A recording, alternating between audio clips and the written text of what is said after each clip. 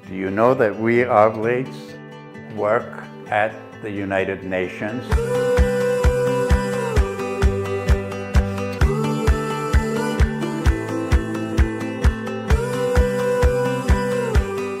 As we work with the poor in so many countries of the world, also because our constitutions and rules ask us to be there where decisions are made that affect the lives of the poor, we are there.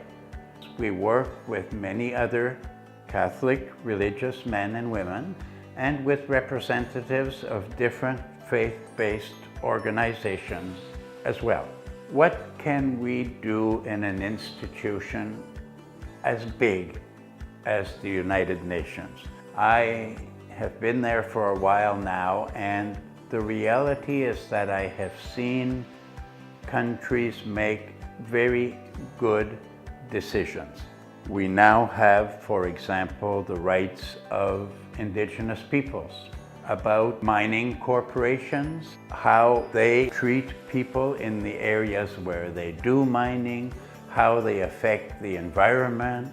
You know, with the mining working group, we managed through long hours of negotiations to have the countries agree.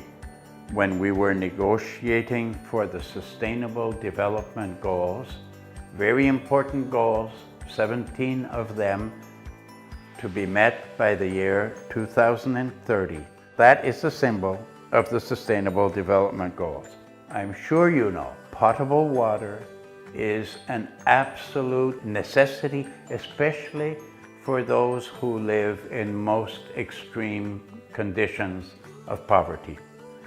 The countries finally agreed at 5 o'clock in the morning on the last day of negotiations to include the right to potable water and sanitation in the Sustainable Development Goals. So we hope that all the people who suffer from the lack of water, mostly because of climate change and extreme poverty, will have water at their disposal. Of course, many other good decisions are made by the countries at the United Nations, oftentimes because we push and prod them. There's still a problem. We need all of you to get involved, to know what decisions your country has made at the United Nations and how you can participate in energizing your government to do in your country what they committed to doing at the United Nations. If we want to make a better world, we're all going to have to do our part.